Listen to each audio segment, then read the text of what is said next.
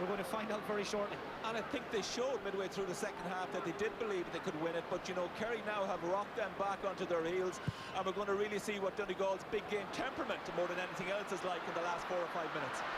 Kerry work it into a scoring opportunity for Anthony Maher, and he's done it again. There's 1 point between the teams with a minute to go, and Kerry are finishing with a flourish. They've hit a goal and 2 points without reply. Maher completely unmarked. He had a lot of work to do, but he nailed it. Well, Maher has had a great year for Kerry this year, but he is just one chance to tie this game up. The sides have only been level once since this game started. That was way back in the 6th minute. Since then, Donegal have set the pace, and they have just broken up this Kerry attack. Anywhere will do now for Donegal as we tick into the first minute of additional time. Christy Toy being hunted down, and he's won his free, and Liam Hayes now as good a time as any for you to tell us your selection for win this game than Colin McFadden. So Colin McFadden, the Donegal number 15, is Liam Hayes' selection for man of the match, but this game is not over yet. Will we have another twist in the tail? Man on the ball is Curtin. He's gone for it, and it's gone wide. Well, he backed himself. It was a brave call. The scars to prove it. Will we have a winner, or will these two gladiators have to do it all over again? This is Lacey driving through. This for the insurance score, and Lacey delivers yet again for Donegal.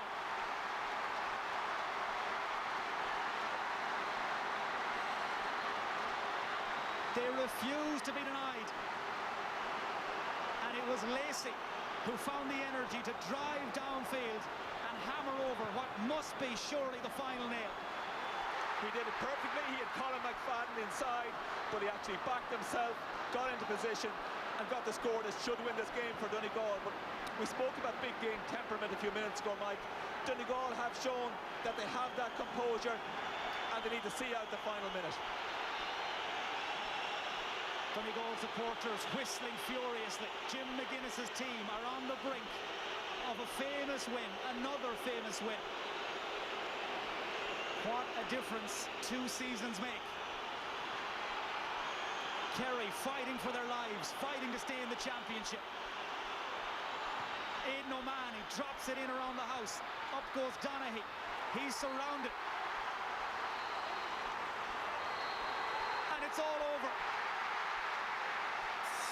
The old order of Gaelic football is changing, and Donegal have just blown this All-Ireland series wide open.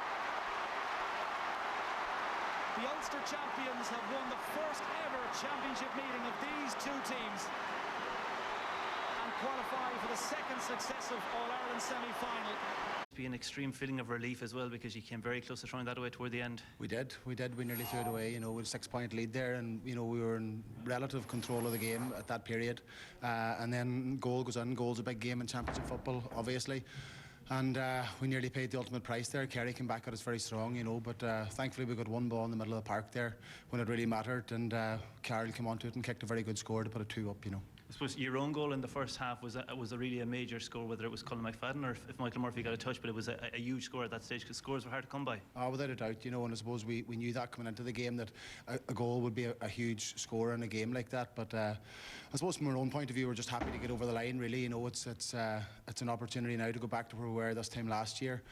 Great scenes outside there, but obviously nothing won today, and it's great for the supporters, I suppose. You know, first time to play Kerry in the championship and to get a victory is fantastic, but from the point of view of where we're at the first round of the All-Ireland series. We're in the semi-final, and obviously up against a top-class team the next day again, so we'll not be getting too carried away about it, but we're very happy to get over the line. We're very happy to be in the next round of the championship, and hopefully now we can bring the thing forward in the coming weeks again. Well, congratulations, AJ. Thanks, Kerry.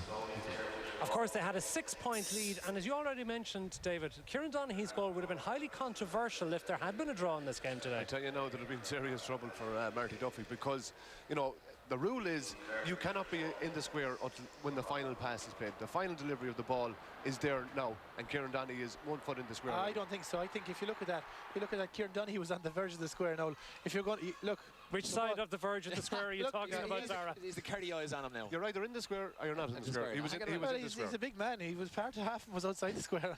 David, I think you spent a lot of time reading the rule book last night, did you? I did. But, you know, there would have been severe consequences if it came back and it was a draw and Donegal went and lost the last two, because it wasn't realistic. It wasn't a goal. But the fact that Donegal held on, now what does that say about their strength to resolve? Look, they're massive resolve. They're a very resilient side. And I mean, they're coming from, a base 2 years ago where they weren't winning too much to now coming to an All-Ireland semi-final again. Well, I'm told now that the Kerry manager, Jack O'Connor, is talking to Kieran McSweeney. Jack used commiserations. It looked like he might get it back there toward the death. Yeah, I suppose we finished strong, and at least the lads didn't throw in the towel, but it was all a bit frantic, you know, in the last 5 or 10 minutes there. We needed possibly to get the goal earlier to just give us a bit of confidence and pick away at the points. And you know, I think the free in there down in the corner in the end was a crucial score, because it looked like we had to get another goal in to get back. So you know, at the end of the day, it was a sideline kick in the first half that gave them the confidence to build a lead going into half-time, and that, at the end of the day, was the difference. Yeah, that goal in the first half was massive. Scores were so hard to come by. You'd be disappointed, I suppose, maybe with the way you defended that. Well, yeah, sure. Look, you never like conceding a goal from a sideline, and but there was a skiddy ball, and it was a dangerous one that hopped and took off when it hit the ground. So we won't be pointing the fingers, but at the end of the day, that was a critical score. Obviously, as you said yourself, you really fought back hard at the end. The lads never threw in the towel, never gave up, and did everything they could to try and get it back. Yeah, they did, and you know, you can't question their heart, or their spirit, or their commitment. And you know, this team have given great service down through the years, and they weren't going to throw in the towel easily there, but just Donegal, you know, were a hungry team today, and they were hard to stop. But you know, I thought there wasn't much in it in the end.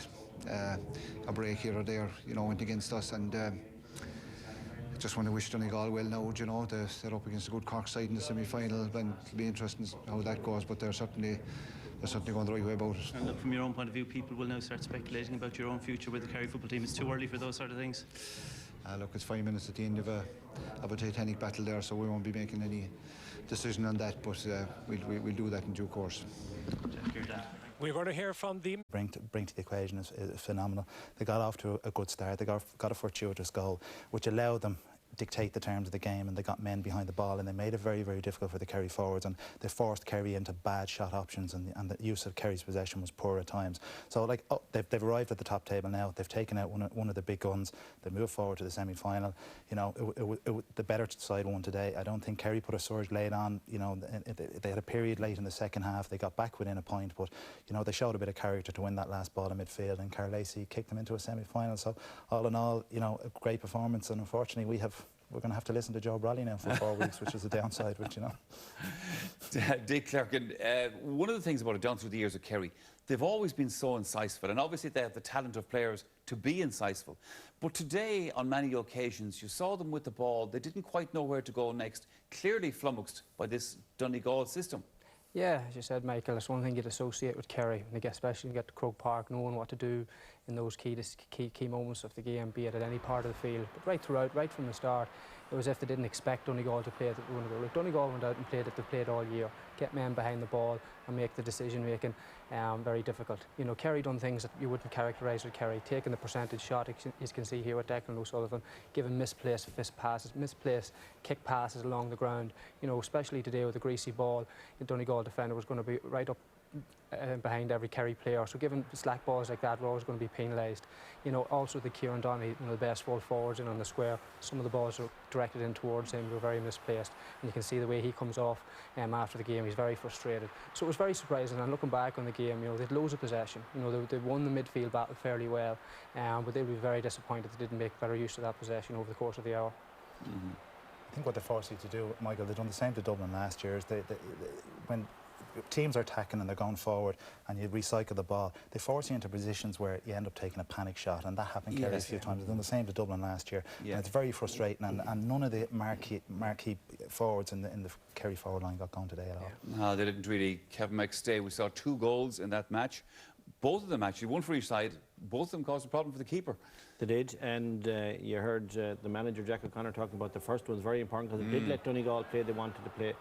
He's clearly okay. According to the new rule, it's a set play option. In fact, Aidan O'Mahony, you'll see, didn't go for the ball at all. The goalkeeper could have done better, I would suggest. and it's certainly McFadden's goal. This one we think is legitimate also. It's not absolutely definitive, but we're going to give the benefit of the doubt. The ball has already been passed. He has a foot in, but we take it when it was passed, he had the foot outside. And it's a great goal. He goes his full height and gets a tip and brings them right back into the game. And Dick, you were saying that's their first goal in open play in 2 years. 2 years. Conceded. So it had to take a good one, and it was Donny up at his full height, tipping it in. It was a great goal. Almost got them back into it. But the first goal was key. It let Donegal set up the way they wanted to play. Well, Kieran Donaghy, there was a forward playing in front of the opposition's goals. Mark McHugh, on the other hand, for Donegal, he spends his time back. This is the system Donegal play. He epitomises what this Donegal team is about. Colm, huge congratulations, but I was saying to Jim McGuinness a while ago, there must be a huge sense of relief as well, because Kerry came so close to pegging it back toward the end. Tell you, the last, I think it was 5 minutes left, and we went 6 up. You think we were safe then, but Kerry showed what good a team there. There's only 5 minutes left, and within 5 minutes they nearly called back 6 points. Like, and just delighted at the end that I think it was Rory Kavanagh picked up the break and fed it to Carl Lacey and that's probably sealed it, because that second point cushion again. Like, Huge scenes of celebration there at the end of it, but as Jim was saying as well, this is only a quarter-final. You're only back to the same stage you were at last year. Yeah, exactly. It's a good one, obviously beating Kerry, but we're only back where we were last year, you know. So there's a lot of work has to go on now in the next 3 weeks to prepare for that semi-final with Cork. And as you say, the tests don't get any easier. Cork up the next day. Aye, definitely. It's going to be a big test again. Probably Cork's definitely the form team in the All-Ireland this year, the date, like, so it's going to be a big test for us now. Something to look forward to, like, and it's going to be a good challenge. Well, huge congratulations today and the best luck with it. Cheers, thanks very much. Thank you. So